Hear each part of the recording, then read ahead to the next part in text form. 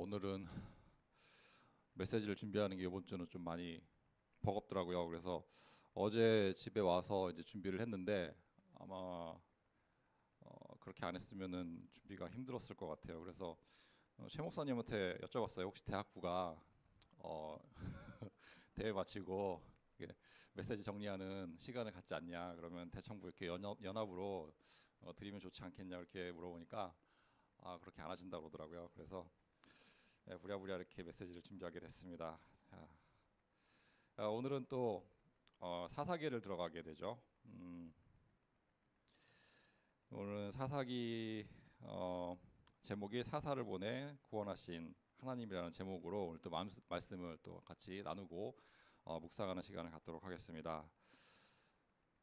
첫 번째로 우리가 하나님의 신실하심과 이스라엘의 반역에 대해서 우리가 한번 다뤄보도록 하겠습니다. 하나님은 신실하시게 말씀대로 언약하신 대로 역사를 하시지만 이스라엘 백성들은 시시때때로 하나님을 떠나고 하나님께 반역하는 모습을 보이게 됩니다. 자, 우리가 말씀을 묵상하기 앞서서 우리가 여호수아서를 마친 지가 얼마 안 됐어요. 그래서 여호수아서를 대충 훑어보고 또 사사기 앞부분을 이렇게 살펴보는 시간을 갖겠습니다.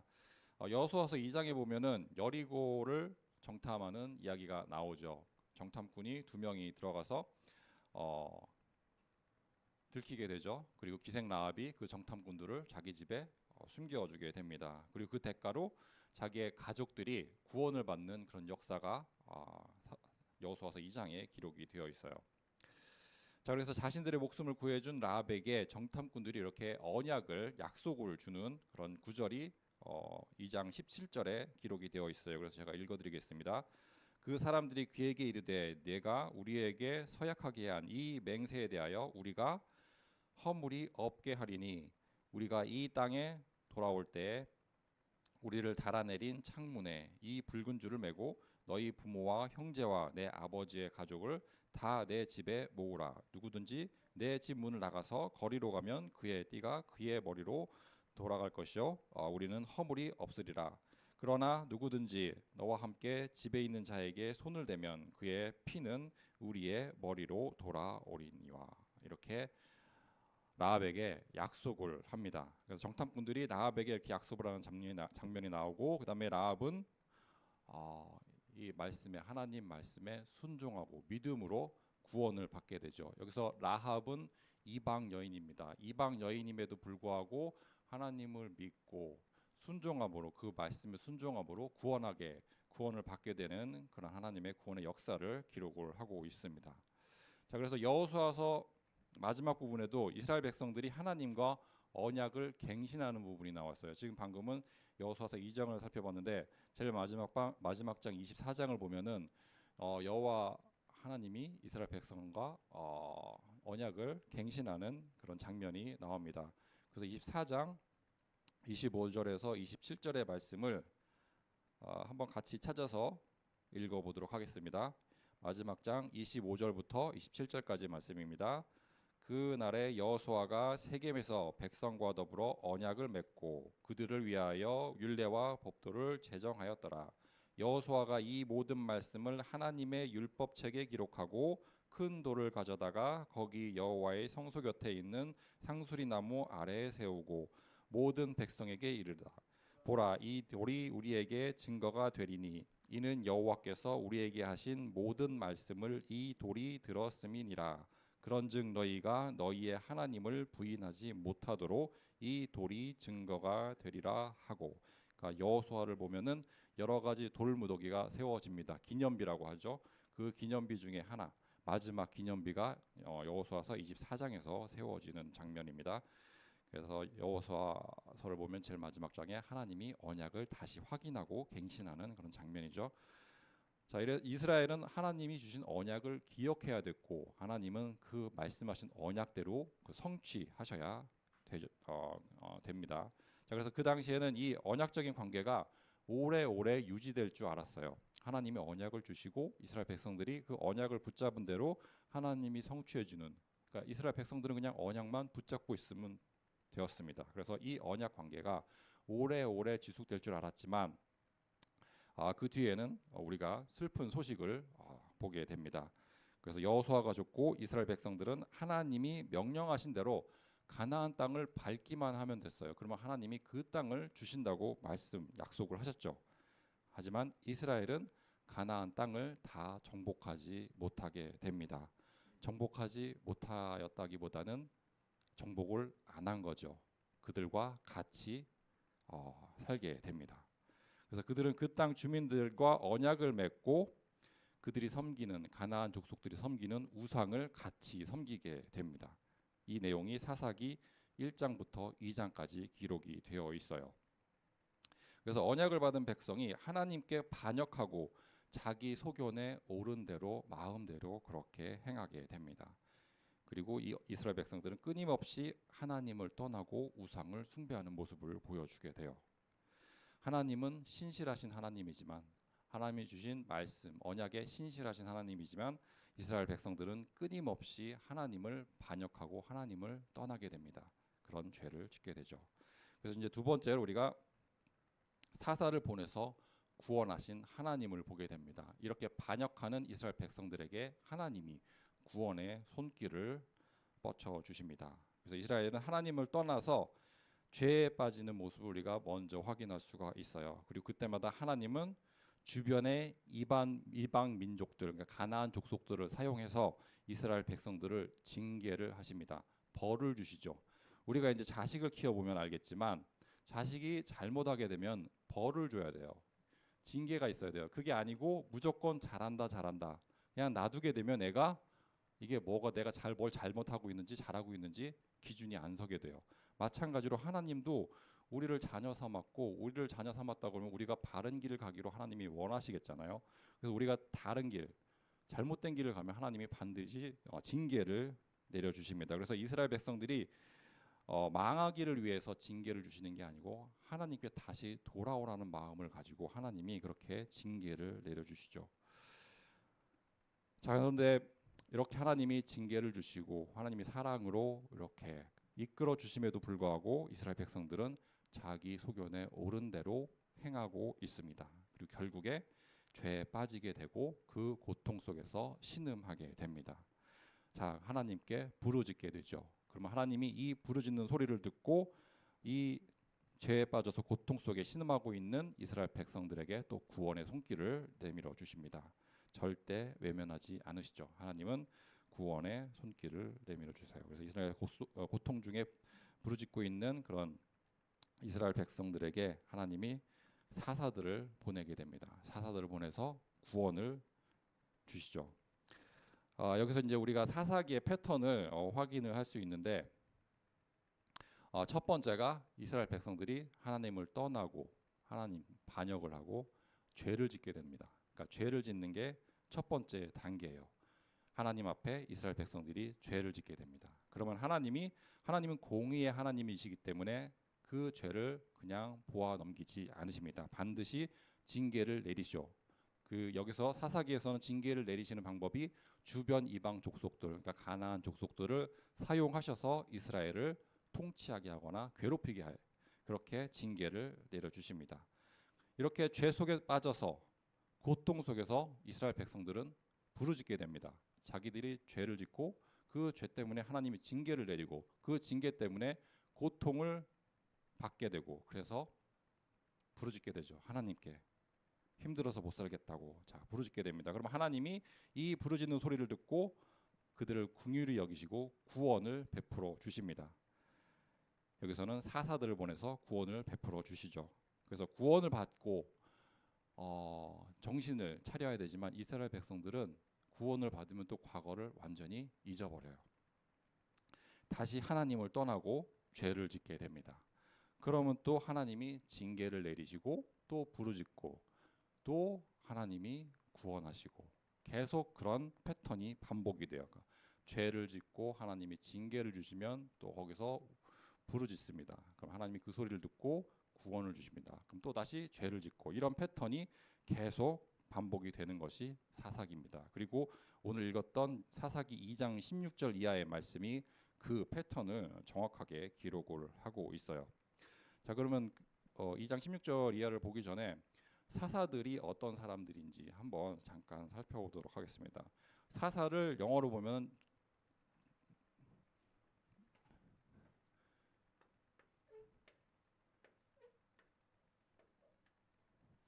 저지스라고 돼 있죠. 그러니까 이거를 우리가 요즘 쓰는 말로 하면은 재판관이나 판사를 저지라고 그러죠.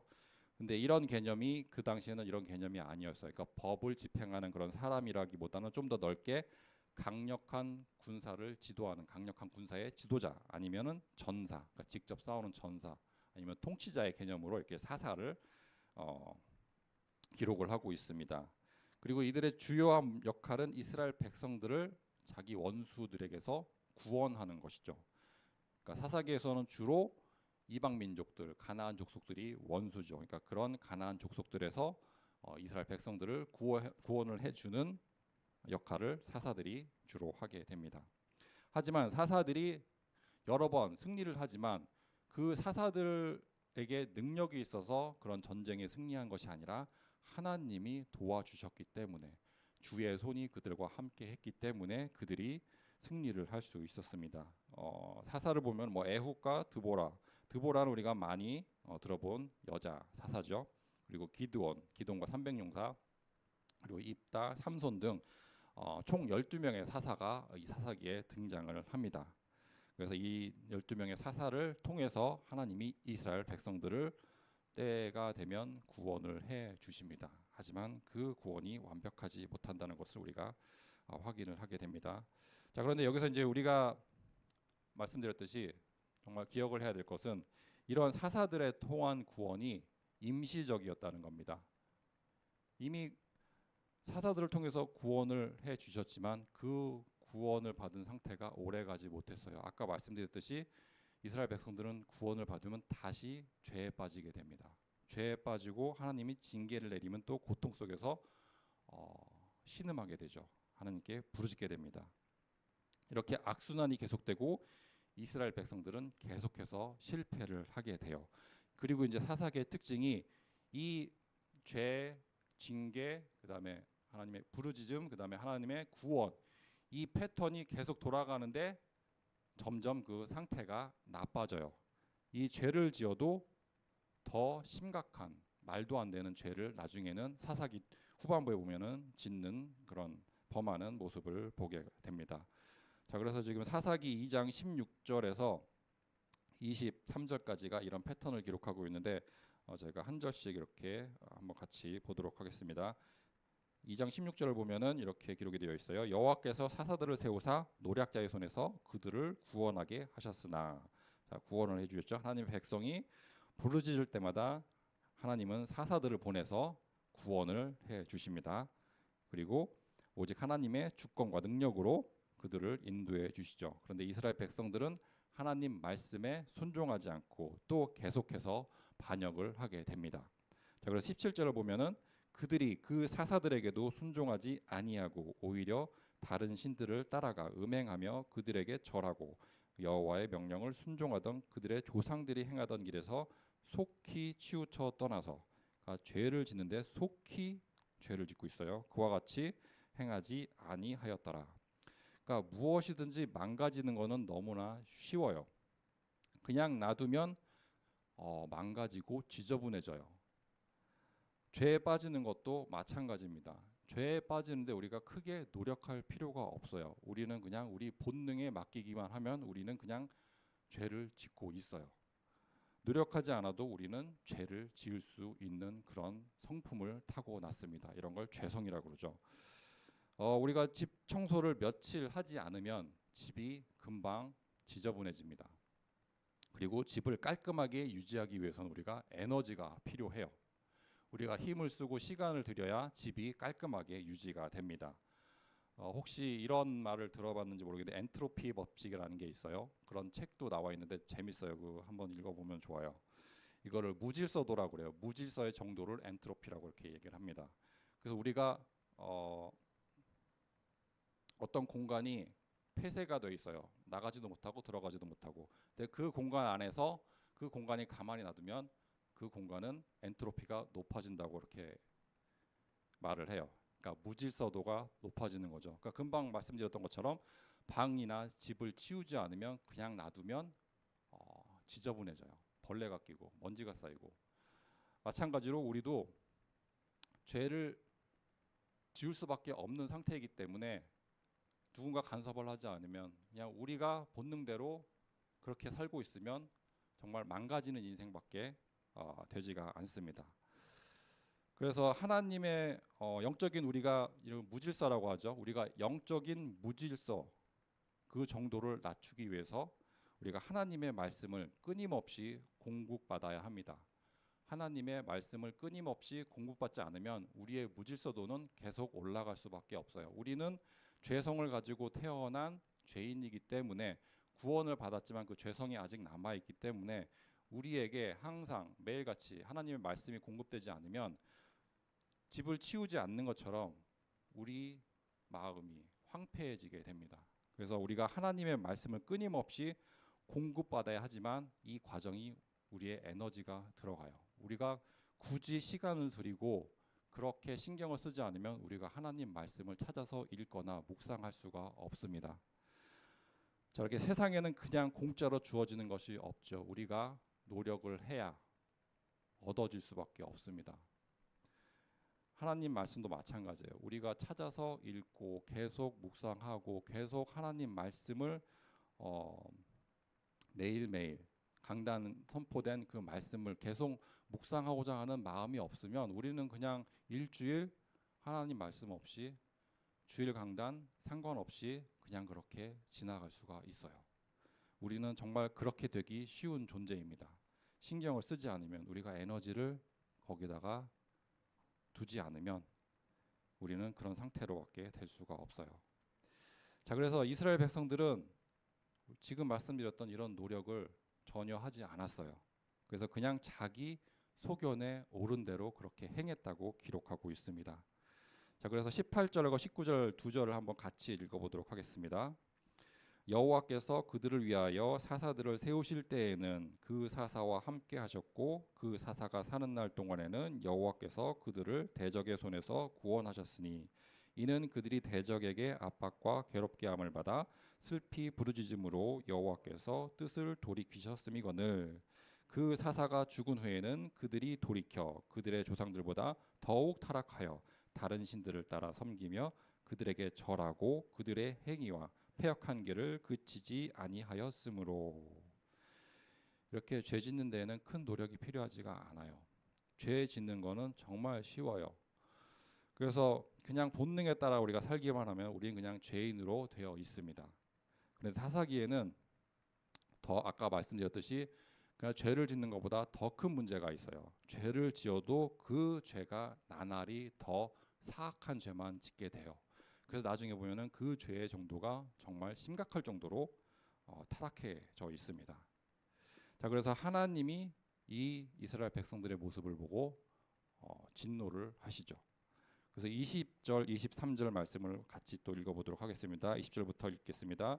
여호와께서 이스라엘에게 진노하여 이르시되 이 백성이 내가 그들의 조상들에게 명령한 언약을 어기고 나의 목소리를 순종하지 아니하였은즉 나도 여호수아가 죽을 때 남겨둔 이방 민족들을 다시는 그들 앞에서 하나도 쫓아내지 아니하리니 이는 이스라엘이 그들의 조상들이 지킨 것 같이 나 여호와의 도를 지켜 행하나 아니하나 그들을 시험하려 함이라 하시니라.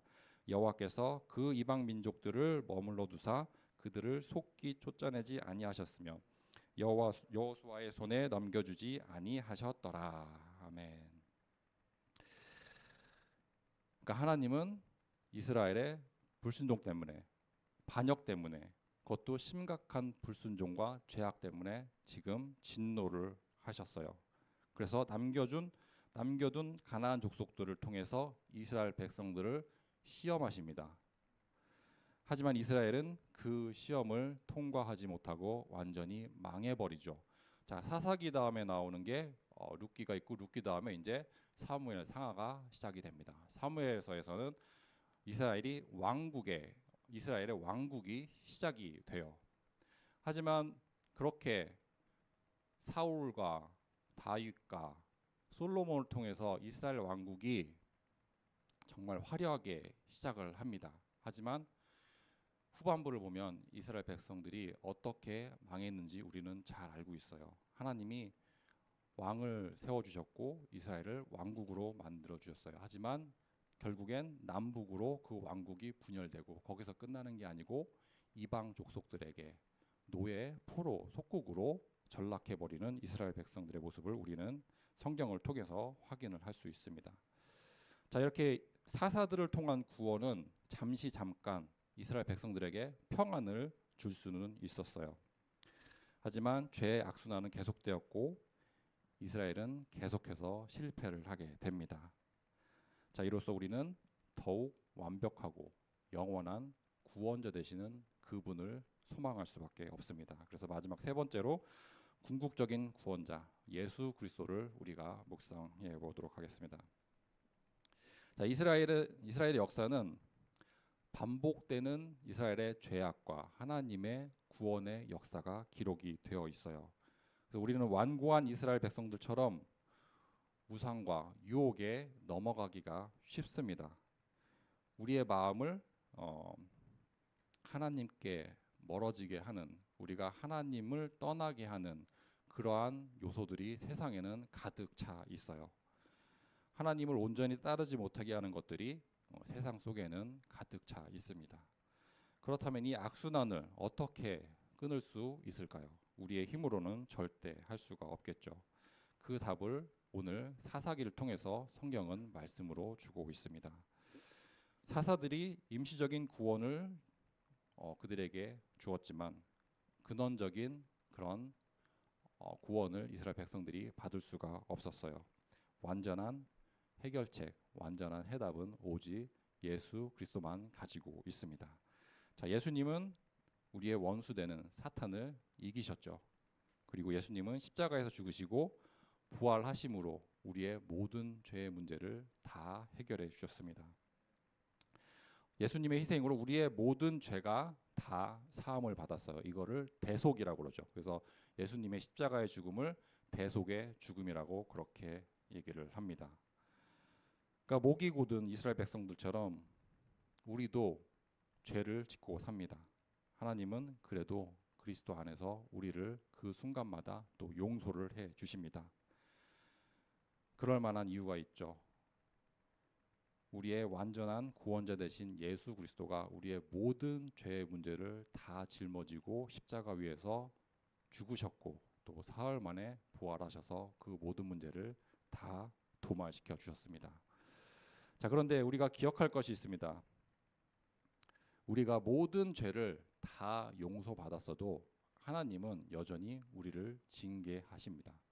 이스라엘 백성들을 징계했던 것처럼 하나님은 우리가 바른 길을 갈 수 있도록 매 순간마다 우리가 잘못된 길을 간다고 하면은 우리에게 징계를 내려주십니다. 자, 하나님의 징계는 우리를 회개하게 하시고 다시 하나님께로 돌아가게 해 줍니다. 그러니까 다시 하나님과 언약 관계가 회복될 수 있도록 우리를 하나님 방향으로, 죄를 향해서 가던 우리의 방향을, 우리 삶의 방향을 하나님 방향으로, 십자가 방향으로 다시 되돌이켜 주는 게 회개이고, 그리고 우리가 회개를 할 때 하나님은 끊임없이 용서를 하고 우리를 다시 하나님 자녀임을 확인시켜 주십니다. 자, 그래서 오늘 사사기 말씀을 한번 우리 삶에 적용해 보도록 하겠습니다. 우리는 날마다 주님 앞으로, 십자가 앞으로, 하나님 앞으로 돌이켜야 됩니다. 이 돌이키다는 동사가 우리가 지금 얘기하고 있는 회개라는 동사하고 똑같아요. 그러니까 히브리어로 수브라는 동사인데 이 수브라는 동사가 return, 돌이킨다, 다시 돌아온다는 얘기고 회개한다는 그런 말로 쓰입니다. 우리는 이스라엘의 역사를 통해서 우리 자신의 모습을 확인을 할 수 있죠. 항상 성경을 보면 성경은 우리에게 거울이 됩니다. 그래서 이스라엘 백성들의 모습을 보면서 지금 우리가 가지고 있는 해결되지 않는 그런 문제들을 이스라엘 백성을 통해서 하나님이 우리가 보게 하십니다.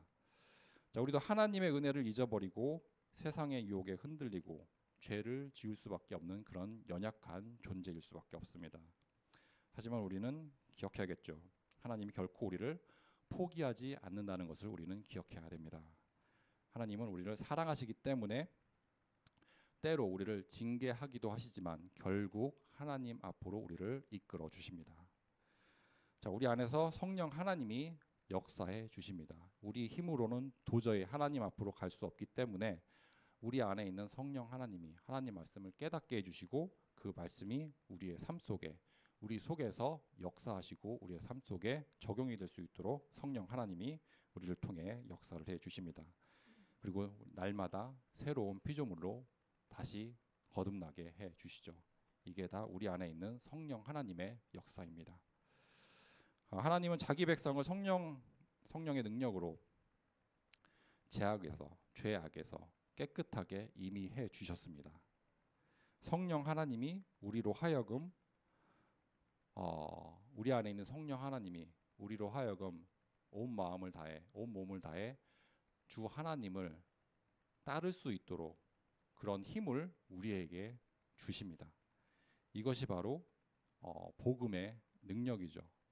그러니까 다른 하나님을 믿지 않는 예수 그리스도를 내 인생의 주로 삼지 않는 불신자들에게 없는 그런 은혜라고 부르죠. 이걸 우리를 특별 은총이라고 이렇게 얘기를 합니다.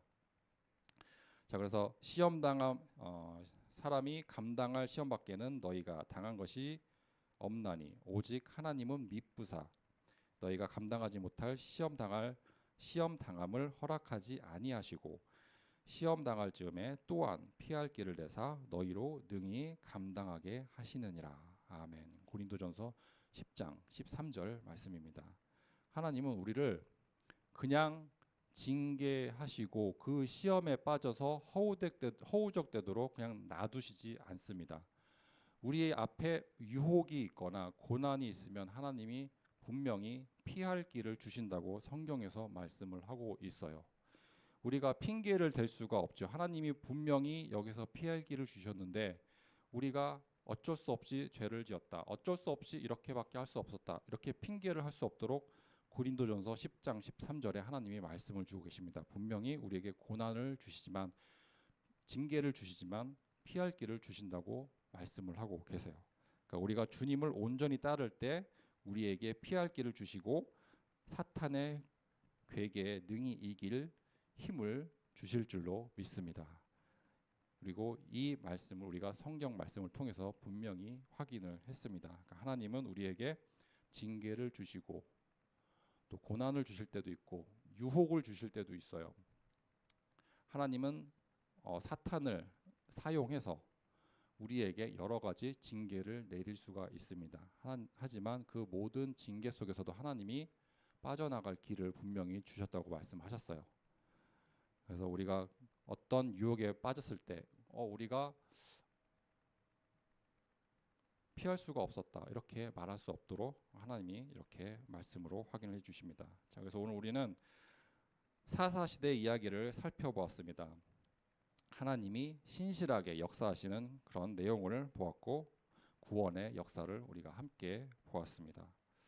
자, 이스라엘 백성들은 반복해서 하나님 앞에 죄를 짓게 되죠. 하나님을 떠나고 하나님 보시기에 죄를 계속 짓는 모습을 우리는 확인을 할 수 있습니다. 그 때문에 하나님의 징계가 이스라엘 백성에 끊이지 않았습니다. 이스라엘은 고통 속에서 부르짖었고 하나님은 그 고통의 소리를 듣고 구원의 손길을 내밀어 주십니다. 자, 사사들을 통해서 하나님이 이 이스라엘 백성들을 구원해 주셨지만 그 구원은 완벽한 구원이 아니고 일시적인 해방이었을 뿐입니다. 자, 이 모든 사건은 한 가지의 진리를 우리에게 가르쳐주고 있어요. 완벽한 구원자 되시는 예수 그리스도를 우리가 바라보게 합니다.